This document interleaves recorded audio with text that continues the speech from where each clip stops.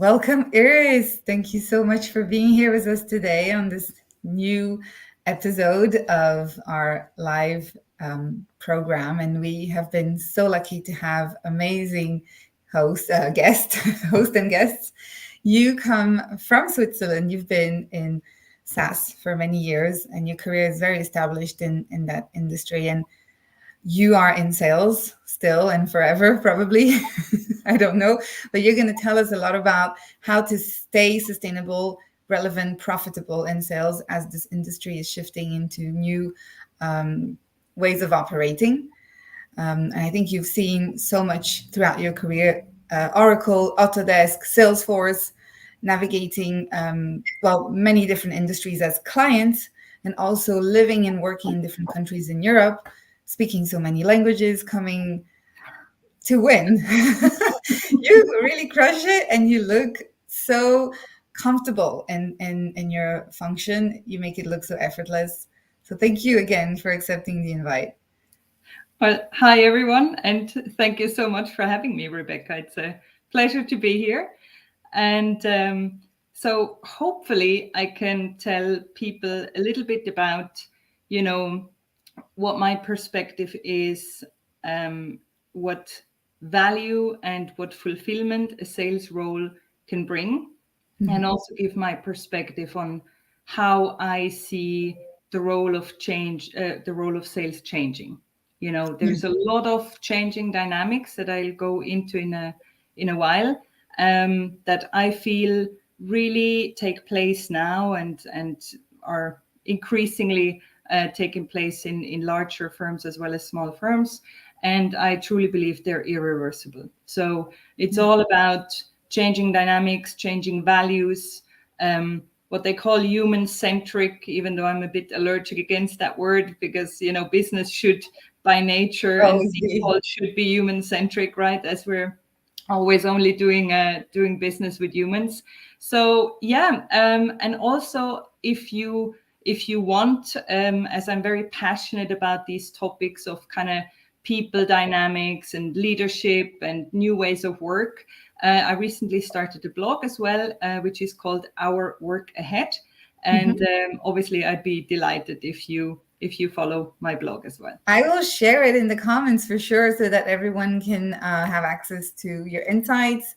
So she writes about all kind of different things, right? Whether it's change management, how to keep up with Generation Z, how they are shaping the workforce, not just as users, but also as customers. And so maybe, I'll send it here so people can have access to your blog and follow you. Thank you. Wonderful. And once again, I'm so honored to have you here. It's a real pleasure. You are absolute, total, inspirational in many ways for women, for people in sales. Sales is such a hard function, let alone in long sales cycles, like in software as a sales. So maybe pulling out the layers and it's so mystique at the same time, right? So I'm happy that you can bring a bit of light to us. Well, let's see what I can.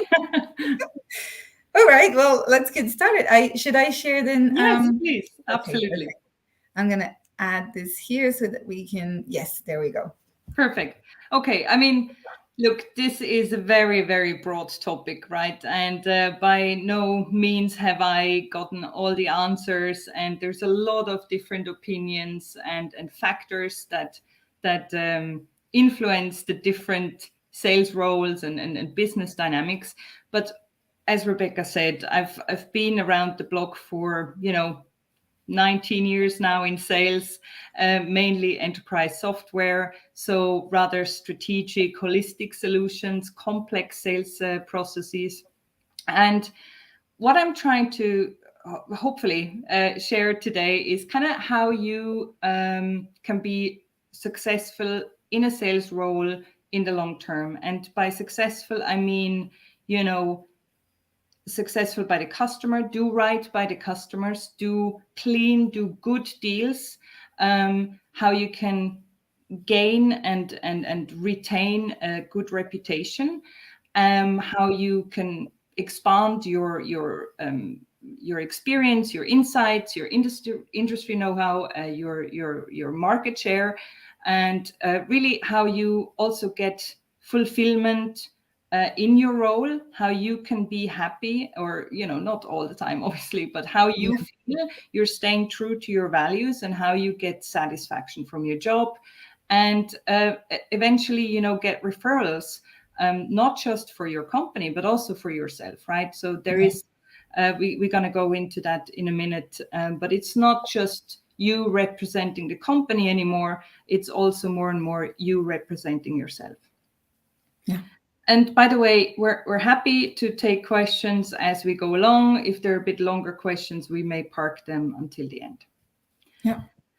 All right, so that's the kind of agenda we put together. So let's briefly talk about sales as a career, then the change of these dynamics I've been talking about, delivering big results. So how do you really, as we all know in sales, targets are ambitious, but if you make target, and especially if you overachieve target, that is where the big rewards are, and where I see the future of performance overall.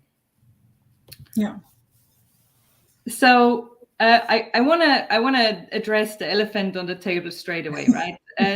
Sales somewhat a dirty reputation at times, and it's understandable, but it's also it shouldn't be that way, because if you think about it, if you don't sell, you can close your company, right? If you don't sell your product or services, you can close the doors. So that should be the area to really be most proud of working in a company.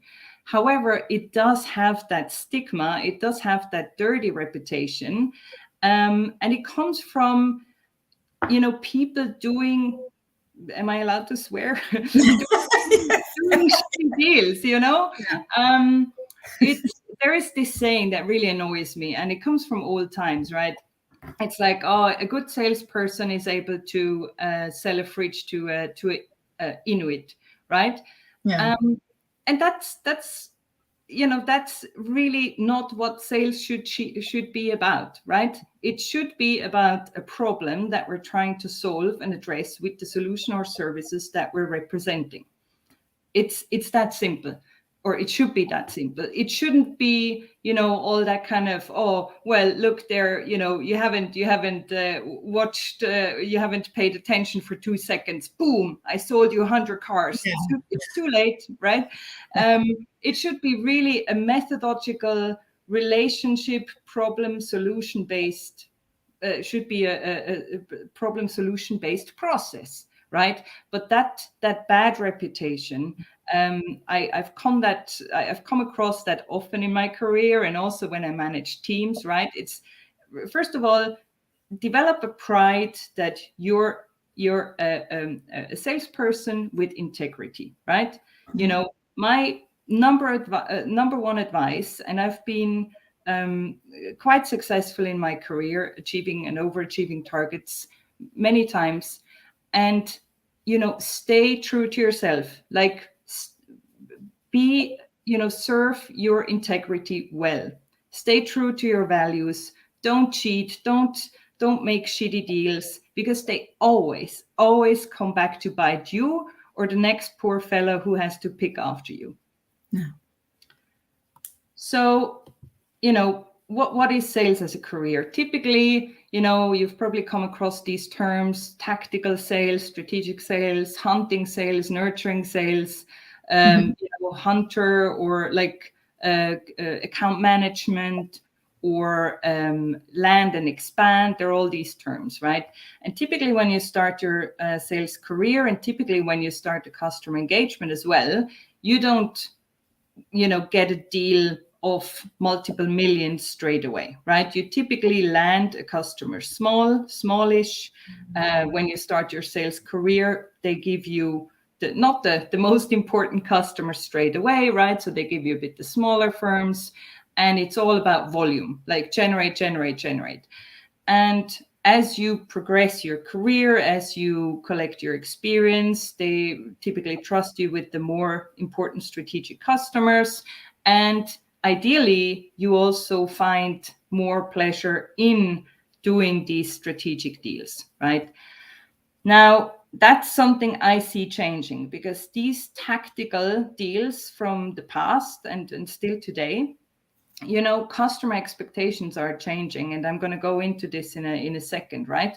But as these changes take place, I project that we're going to have more work and more homework and more care that we have to put into even these smaller landing deals. Mm-hmm. Right. So I've talked a lot about these dynamics. Let's have a look what I mean by that. So, kind of as always, the business culture is always a bit behind the real world. So when we look at what they call the industrial age and the business culture that this has created, and think back to industrial age, it was all about like, you stand here by an assembly line, just execute, step here, 12 hours a day, boom, boom, boom. It was a very simple exchange between, products were mass produced. The consumer had an idea like, I need a stove or a car of, a very limited choice. Or something or other. The customer knew pretty much what they wanted. They came, they ordered, and in exchange, they've paid a price, right? So it's been very, very two-dimensional. Mm-hmm. The similar thing happened when you look at the company and employee relationship. It was a very simple trade. Employee donates their time and skill, and in exchange, they receive a salary. But what we've observing now in, as the culture and kind of ways of working are catching up with the information and digital age, is these relationships have become infinitely more complex, right? So as an example, it's no longer just an employee donating time to the company and in exchange receiving a salary. It's become all about like experience, network, bringing passion to work, being loyal, seeking a sense of purpose, getting involved, building an inclusive development circle of all sorts. And the same goes for the customer as well. Customers don't just want to buy a simple product anymore, right? And especially in time when specifically technology products, they are becoming more and more interchangeable. So the experience and the involvement and the type of support, that's what is going to make all the difference in the future. So consumers nowadays, there was even a word I came across the other day, prosume or something. It's basically the consumer wants to get involved in the production, in the development, right? They call it also co-creation. There should be ideally a constant feedback loop. They all expect top-notch support, and rightly so, right? And as I said earlier, it's more and more becoming so that the customer, as well as they're representing a company, and you have those dedicated employees that you're dealing with. It's the same that they look at you, right? On one hand, they're doing business with your company, but on the other hand, they also do business with you, right? So they more and more, it's about your reputation as well. Is Iris a salesperson that we can trust? Is Iris getting her shit done? Is Iris, I don't know, leading the team well and follow up on stuff that she promised to, etc. Yeah. And it also, there is a trade, right? It's like I said, I've been in sales for almost 20 years. So I've been, having insight in many industries. Obviously, I'm not going blobbing about specific companies that would break trust, but there is a lot of best practices, industry know-how, network connections that I can bring to the table. And in exchange, so is the customer and the person I'm dealing with at the customer, right? And of course, they're then further adding to my experience. So it's become a give and take on a multitude of levels. And whilst I think it's great, it's also made it a bit more complex to sell strategically and specifically to do large deals that work for everyone. Yeah. So when I say delivering big results, right? I mean, yes, depending on where you work, maybe 500K is a big deal, and I congratulate you. That's a great achievement, right? But when I'm talking about delivering big results, I'm talking about multi-million-dollar deals, right? And it's an entire different beast to get these type of deals, properly and in a way closed that the customer and the salesperson can still be in the same room after the deal, right? Ideally they cheer together for having the deal closed. That's my favorite Yeah. thing when that happens, right? But why is not everyone closing these big deals, right? In my opinion, there is two main drivers. People don't know how, what is involved, because there's so many things that are involved, or they can't be bothered to really understand it. And there's probably a third option here as well. The reality is that many sales managers are still evolving out of the kind of older area, right? And they've probably themselves have evolved from a tactical salesperson into a tactical sales manager. Yeah. And I've come across in my career managers that I had to explain what I'm doing and why this is taking so long, and why I'm not just selling one license every month, but trying to bundle them into a strategic enterprise deal, etc. So you may as well struggle a little bit with having a sales manager breathing down your neck when you're trying to explain that you are spending your hours trying to do your homework, etc. So if that is the case, my piece of advice is try and show up with results, right?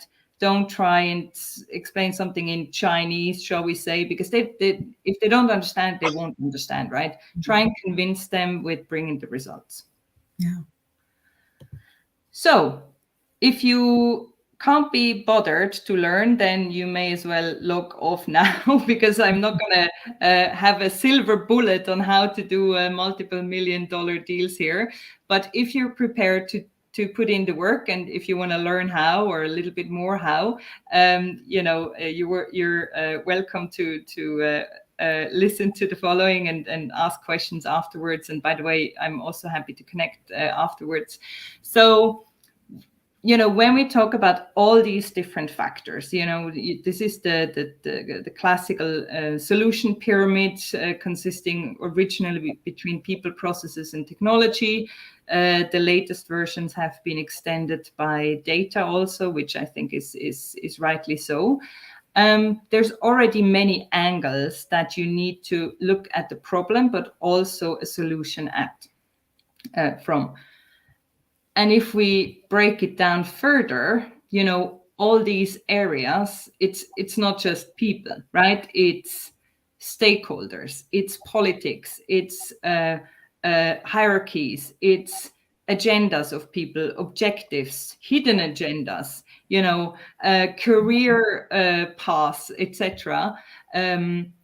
Psychology that plays into that area, right? So it's like a thorough stakeholder management is absolutely key. And I've observed that many times that people don't fully know how to do it, or even where to start, right? To give an example, if you do business with a large enterprise company, if you want to do strategic engagements, strategic outcomes, strategic solutions, you're not going to just deal with one or two people. You're more likely to deal with 20, 30, 40 people on a very regular basis. So you need to understand, what are the dynamics of these people. You need to have sponsors in that group that bring you in front of the right people, in front of decision makers. These people, you need to have people who are willing to change for the better, right? people who are willing to stand up. Yes, the problem is big enough that we need to address it now, and every week we're not addressing it, we're losing money. And if you don't have that, you need to create it, right? And this can be a massive effort, right? With lots of evangelization and education and awareness and reference calls and you name it, right? The same goes for processes, technology, and data, right? I for example, I've done for 6-7 years ago, I've done an additional education as a business analyst for exactly that reason, right? To understand, it's very complex. To how do you gather requirements? How do you prioritize them? How do you get buy-in? How do you build solutions? And then, technology, there's not just technology. Any given organization these days has hundreds, if not thousands, pieces of different business applications. So it's not just, oh yeah, I'm selling an ERP, good luck. But there's so many questions about security, governance, integration, again, technical requirements, yada, yada, yada. And as a salesperson who does a strategic deal, it's your job and the job of your team to assist the customer to really map all these things out. You would say you have to customize your offer every single Oh time. yeah, yes, hell How yes. much? Yeah. 30-40% every, how Well, much? you can't customize your product, right? I mean, typically you're given a product. The thing is, first of all, you need to be absolutely believing in your product. Otherwise, I don't. Yeah, I couldn't sell a product, to be honest, that I don't believe in. And then the thing is, if you have a product, every remote problem, or if you have a solution that you're selling, every problem you come across may look like a good fit, right? So what many salespeople do is the first problem they encounter, they're like, oh, boom, awesome, and the likelihood is that, the first or the second problem you do encounter does not exactly match your solution. But doing business with, a company of a certain size, the likelihood is that 5, 6, 7, 8, 20 departments have exactly the problem your solution solves. And it's hard for a salesperson, especially if you have a manager in the background, forecast, quarter end, whatnot, to keep your cool and not sell if it's not the right solution. So take the time, build the relationships, go around and collect all these requirements, and then come back with a proposal that really addresses the issues, and then the right issues. And that is only when you're going to have a strong business case as well. Yeah. Oh, it is tempting though to go for the short wins. I know a lot of people can be seduced by that. It's hard to keep that focus on the long term, more sustainable and profitable. But it is the right choice for everyone in the room, in your experience, right? Well, the thing is, it doesn't backfire necessarily every time, right? I mean, your solution can be 70% right for that problem, and then the customer only uses these functionalities, so it may as well be okay. But in my experience, big deals, strategic deals, I said, they're not happening the first time, right? Yeah. So they happen once you sold and helped to adopt on the land base, and then maybe a few additional licenses and more adoption efforts. And at some stage, you're at the place with the customer where you have attached your solution to several strategic initiatives. There is a customer success plan, like a rollout plan, where each license, each product is tagged to a strategic initiative. And you with the customer have calculated in a business case how much it's helping that strategic initiative. And there's no shortcut for that, right? That kind of deal you only get if you put in the work, and there's no like 70%, in my opinion. Yeah. Good. All right. So what does that mean for you as a salesperson? For me, it meant, the typical salesperson that we see, haggling over discounts. I send you the paperwork, when can you sign type of activities. It's a very small part. And by the way, I probably shouldn't say this. Uh, well, it's too late now. I've gone there. It's the part that I personally like the least in sales, right? Yes, it's nice when you close a deal, but that whole haggling stuff, it's really, I could do without that. For me, it's all about, like, my passion is about helping people solving problems, and that's how I also ended up in this career. So for me, I was always a large part a business analyst and act as a business analyst and a consultant. And the other side is being a change manager.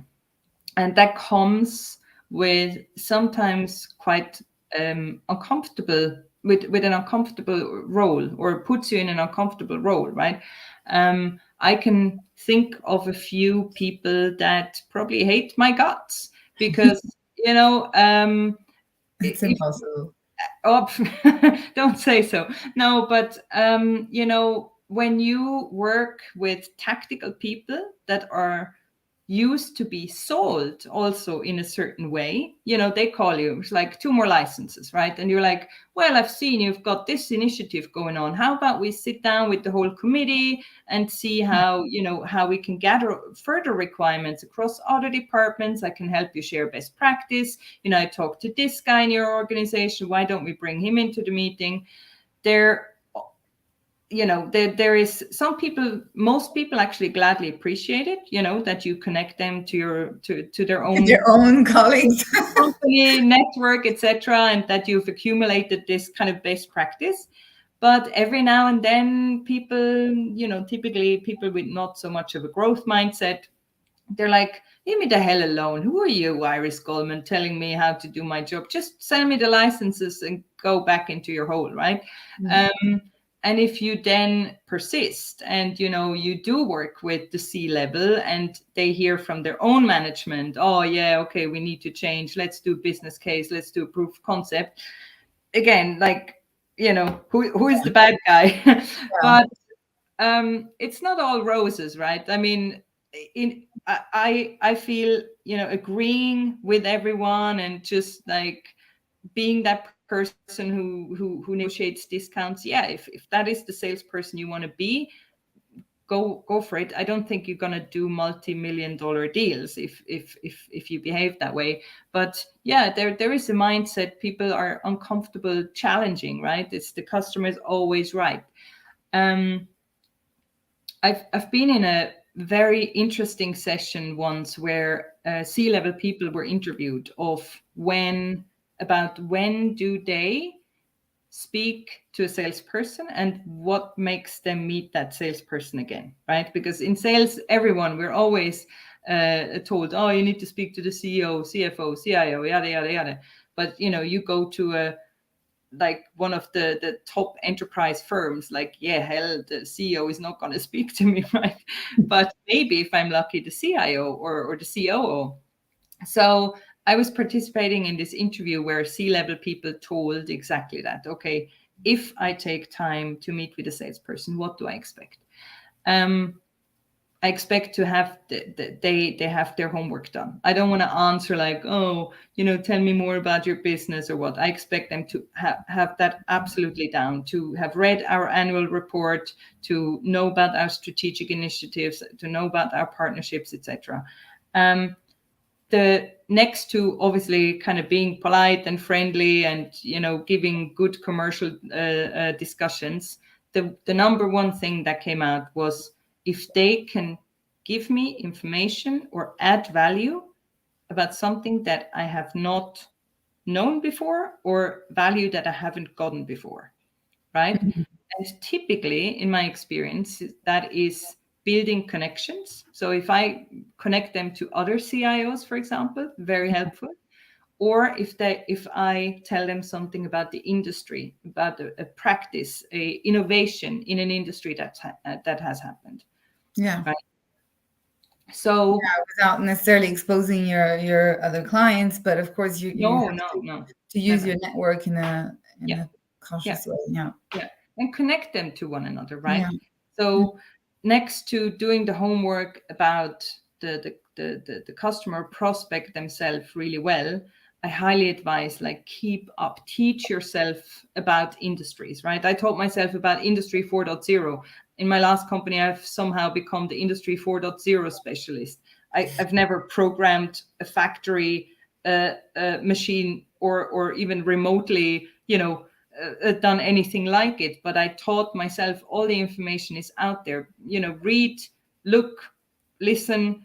It's possible, and yeah, Because you and have so many different industries you serve, so you might as well have a little bit of understanding for each, or much. So yeah, that does require a lot of investment from a sales professional. It is but quite a full role, I can tell. it is. But I feel, and we're gonna come to that in a minute. That's why it's important to understand what you're in for. Like, why are you in sales? Which of all these aspects do you take pleasure? Because there's always going to be stuff that you don't like, right? For Mm. me, it was forecasting. Hated it. Working with, tedious sheets and like, that kind of um that static part of the job where you didn't have to be creative, or you didn't have to be relationship focused, or it was just tedious for me. But if you understand why you overall are in this role, and all these other aspects, they do fulfill you, and they do give you pleasure, and they do make you happy, hey, it's part of the job. Yeah. Yeah. Um, And you see the circle, the dotted line. It's about leadership, right? The reality is that if you do specifically strategic deals, you have an account team, you have a customer yeah. success manager, you have a solution engineer, pre-sales consultant, demand manager, partner manager, you name it. Typically, quite larger teams, right? So really invest into your leadership skills. How do you bring these people that you don't directly manage typically, you know how do you lead them with motivation towards the same goal? How do you paint that North Star picture and manage to get all the team in the same Engaged. direction? Well, because it's a team effort, you can't close those deals on your own. Yeah, exactly. Here we go. Yeah. So what I've always done is specifically for large accounts, bring the team in for an account planning session, typically a day or two. And I've gone further. I also typically invite the customer, because again, it's all about trust and, selling something that really brings value. So it shouldn't be an account planning session, shouldn't be, let's, lock ourselves into a room and figure out how we can screw this customer over next year, right? It should be, how can we, help them in the best way and turn a profit for our firm in that way. Yeah. So bringing me to what I see the future of performance, right? And you see that people talk about sustainability in all matters now, right? And most people think immediately about, plastic and ocean and like planet, and yeah, that's good. But sustainability can be so many things, right? And sustainability for people, sustainable HR, sustainable customer partnerships, sustainable employer relationships, all of these things. The same for profit. How can we grow as a company, but in a way that we don't cannibalize our own business long term? How we protect our reputation, how we serve our people, whether it's the employees or the customers, right? And sustainability in that holistic sense, it's they also call it the triple bottom line. Mm-hmm. That for me, I'm very convinced that is the only way forward.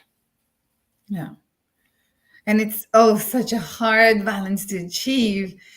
And I mean, it's something that a lot of leaders are figuring out and designing, as we've never really tried to focus on profitability as much as we did on growth so far. And maybe, this is helping us or forcing us to rethink the whole model, whether we're selling tactically or just for this problem you have today, and not for the longest term, building loyalty instead of perhaps, creating this and also diversifying on the product, like you said in the beginning, this co-creation, this partnership. We're not trying to oversell. We are upselling, hopefully, often. I think upselling is even harder than selling. Maybe you can give us some insights on that. If you have a good relationship, you should be able to continuously monetize that. Yeah, I mean, again, if there is a need, right? Yeah. Most large enterprise firms have established so-called customer success programs with so-called customer Yeah. success managers, and their job is, once the salesperson has closed the contract, the CSM comes in, right, and drives adoption. Yeah. I've always insisted to stay engaged after the sale. I also Yeah. with my team, right, of account executives, after the sale is before the sale. Yeah. Don't just do the classical old school sales, like every 3 years you go in for the kill and then you bugger off and you let your team handle the stuff, and then half a year before the renewal you come in and Well, you're like, oh, I have some growth to do, so how about we just double the price? yeah. You know, sustainable sales growth is really, like, not just in the marketing term of the word, but really build partnerships with your customers. Like, make sure that the stuff they buy off you to solve a problem is actually solving that problem, right? Yeah. So, build a plan and make sure you help them adopting that value that you positioned when they signed the contract with you. Because guess what? If that all works, and if your software or your product in a broader sense is attached to a strategic initiative, and you have been successful in solving that problem as promised, they trust you as a person, they trust your team, they trust your brand, they trust the value of the solution or the product, right? And naturally, there is going to be more of that. Wherever you end up going next. Yeah, this is incredible. Yeah, no, I'll let you continue. Sorry, nothing, Yeah, nothing. no, maybe just something that came into my head right now. Even though my background is with very large known software brands, I see the triple bottom line as a very, very strong advantage for startups and smaller firms, because Okay. that is where small firms have the flexibility to outperform, because competitiveness is all about speed, right? And smaller firms, they don't have these humongous processes. They have the flexibility to really invest into their people, their culture, their customer support, into the feedback loop with the customers. And larger firms, they adopt very, very heavy to that change. And what we see happening right now in a market where, as you said, right, suddenly focus went away from growth into profitability, all these people are getting laid off, and it's all about sell, sell, sell, no matter what, right? It's completely the opposite than where the culture is going and the customer expectations. So I would say for the big companies, if like they really should heavily invest into finding that curve, because otherwise smaller companies will outperform them by adopting to these change demands faster. Yeah, the customer is well, getting younger. Maybe you want to touch upon the fact that they're changing. I mean, it's a new generation, loyal less to the brands, and you mentioned more to the outcomes of right? Sustainability. Yeah. So for the people on the call, Rebecca just read my latest blog post that I've done about the Gen Z in a nutshell, and we were having this conversation before the call. Now, actually, you know, I've had so many conversations lately about the youngsters, they don't know how to work, they don't have a work mentality, they don't know what it means to work hard, or they just want to travel and drink at Starbucks, blah. And I've come to a point where a few months ago I actually started to be interested, and I was like, okay, it can't be like like That we have a shortage of talent. It can't be a sustainable solution just to badmouth them and dismiss their way of being. And the more, like, I read two very good books. I have them linked on my blog. Read many articles, listened to many podcasts, talked to many people, and it's become, many things have become clear, right? Yes, Gen Z is looking for way more flexibility, way more purpose in their work, and as a depending on who you ask on the scales, I'm a millennial or like a Gen Y.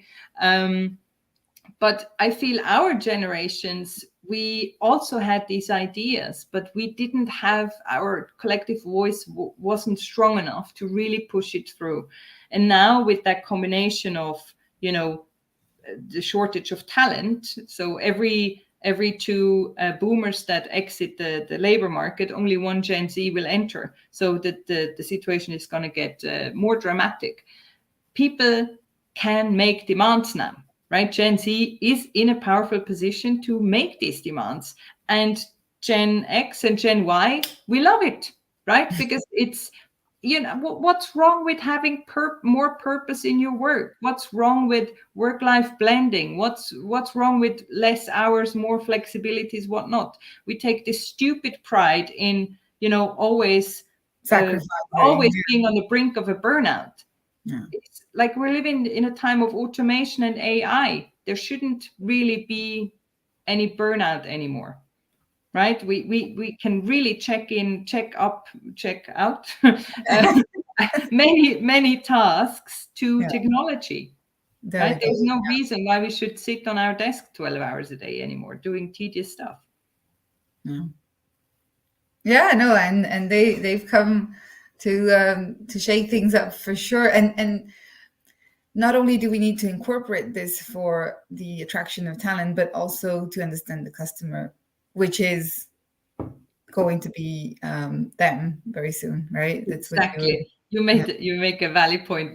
That's I forgot to that's your point. That's what I was to say. Yeah. So, when you talk to hiring managers, right, it's easy for them to kind of complain about the applications they're getting or the interviews that they have with Gen Z candidates.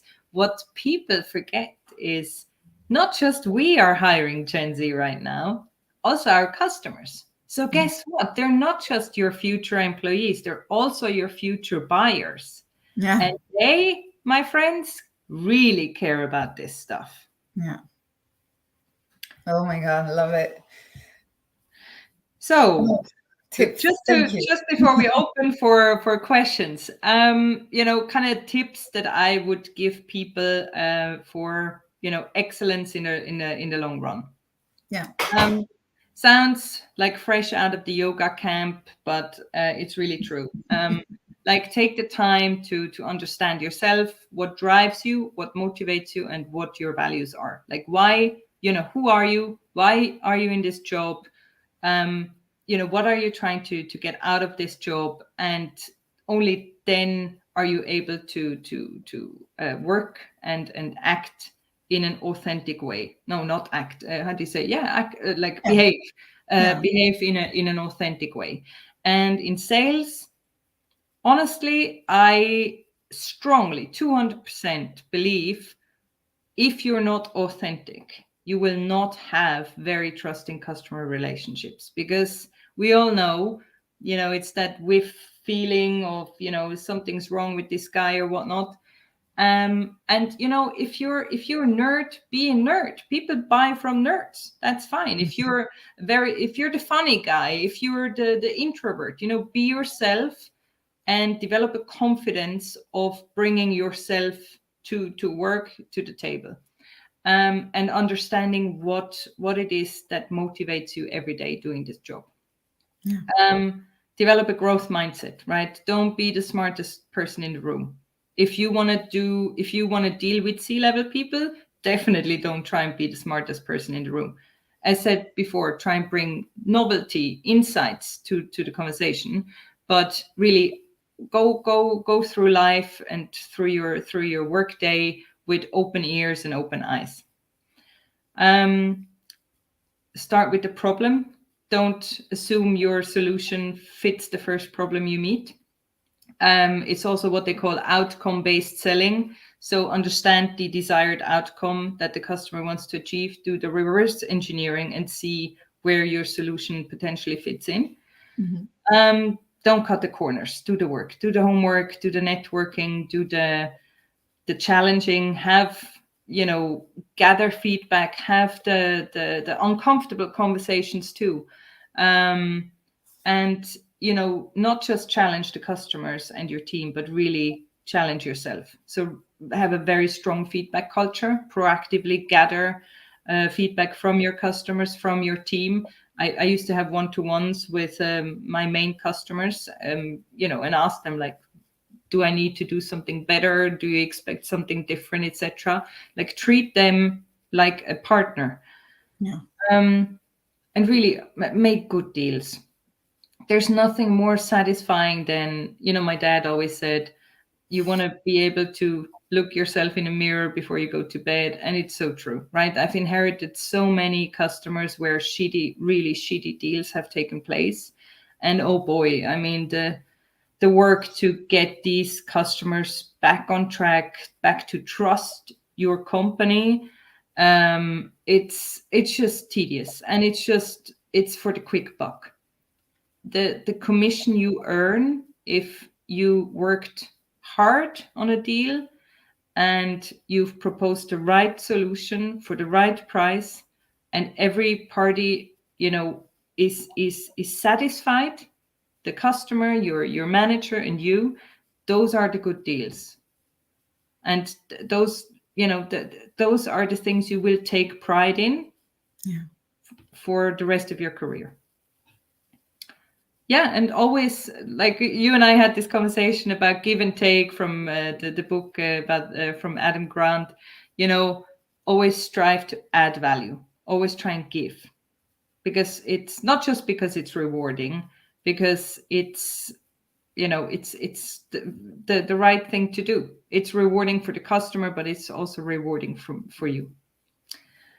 I have a question. Maybe the audience will have questions as well. But one of the things that I think people struggle in entering, a potential partnership instead of saying a deal, is finding the right person, like the decision maker. And as you climb up, you're going to find a lot of people who have some political involvement and interests, hidden agendas. And how do you manage this? I think there's so much of your time that is spent on stakeholder engagement and management and negotiation.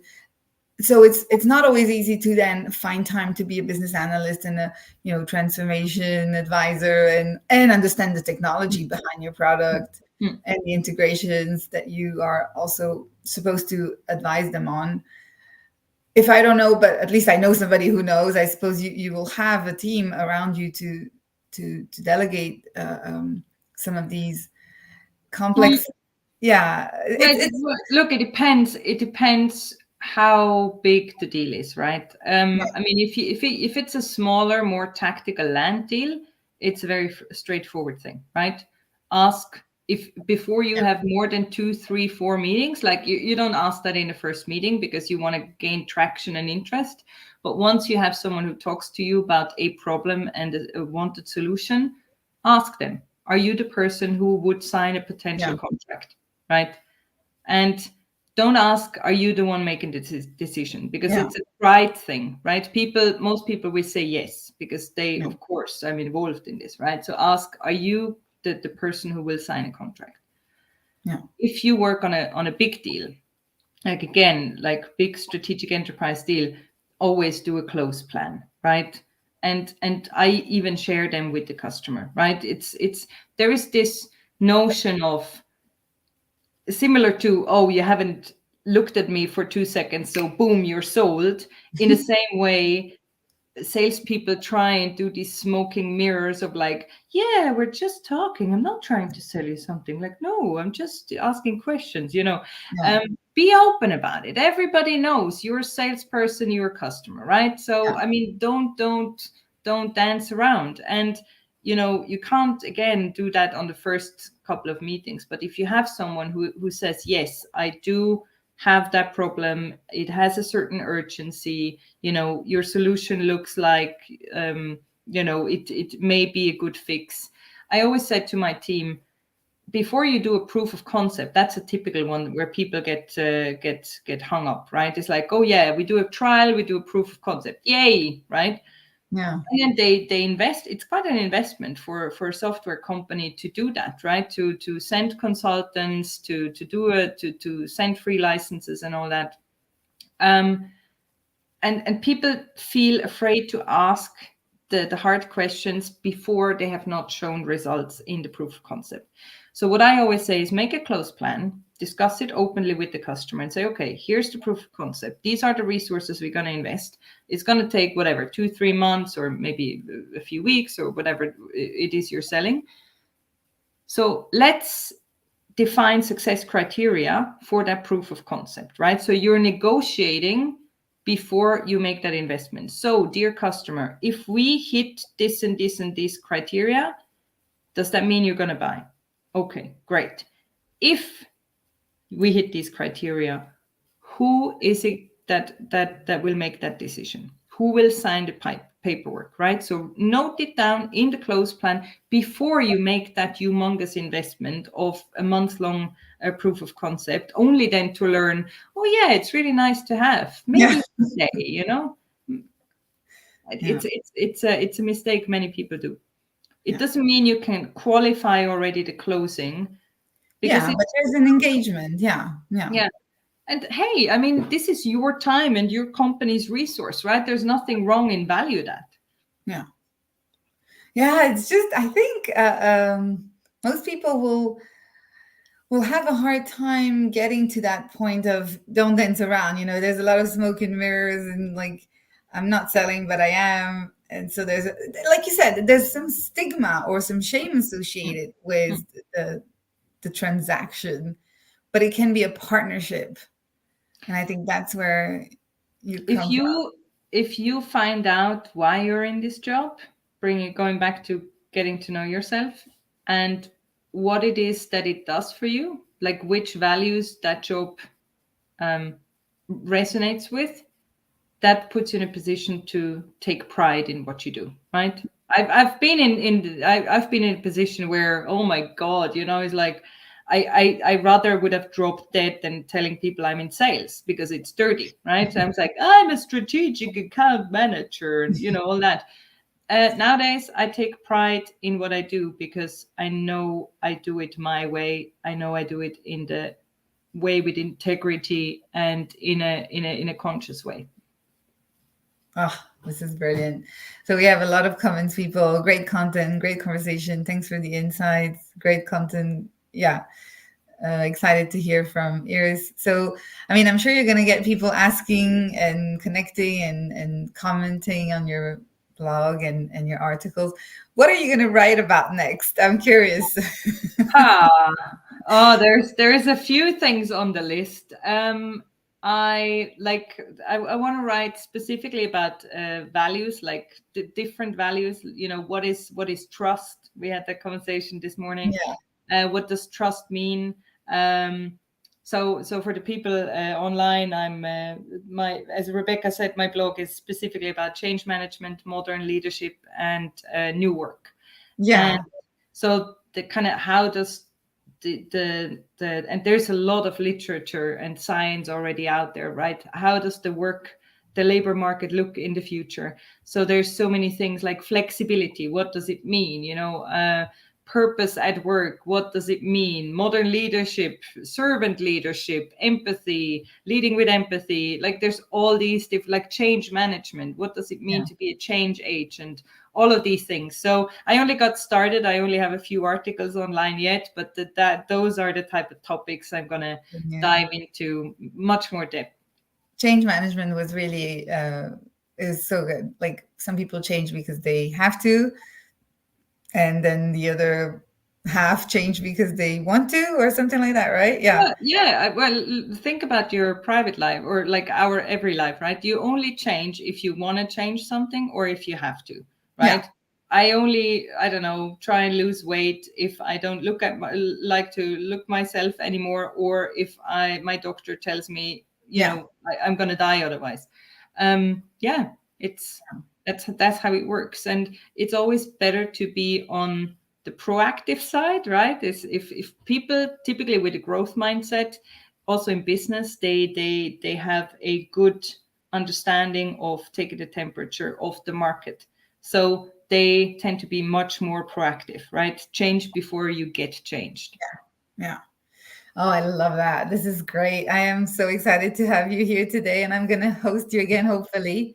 The name of the blog is ourworkahead.com, and I've placed it here on the comments. So thank you so much, Iris. This was fantastic. So fresh and innovative, right? I've never thought about sales this way before. We never get educated on it like that. So I'm rethinking my whole sales process right now. Well, I always say there's one thing that, when we enter a role, we get put into the sales training about the process, lead generation, log it in CRM. The bottom line is, number one, in order for people to buy a solution, they need to have a problem, typically. Otherwise, it's not a good deal. Because you don't just have a enterprise software license sitting on the shelf because it looks fancy, right? So in order to be a good deal, it needs to solve a problem. And the other one is simple. People buy from people. It's especially as the solutions get more interchangeable. If you're an ass, if people don't trust you, authentic. Like, be yourself, be authentic. I'm looking forward to what is trust, defining trust, because we think we know what it means for all of us, but I think we all have different concepts of what trust is. So I'm going to be hopefully sharing some new content here. Thank you so much for watching us. We're live everywhere. Thank you. LinkedIn, Instagram, Facebook, and YouTube. So you can also check the YouTube link if you have missed the live, and you can share it later with your colleagues and peers. But thank you so much again, Iris. This was wonderful, and I hope to have you again with us soon. Thank you so much for having me, and I wish you all a great day. Please reach out if you have feedback or questions. It's been a pleasure. Thank you, Rebecca. Thank you so much.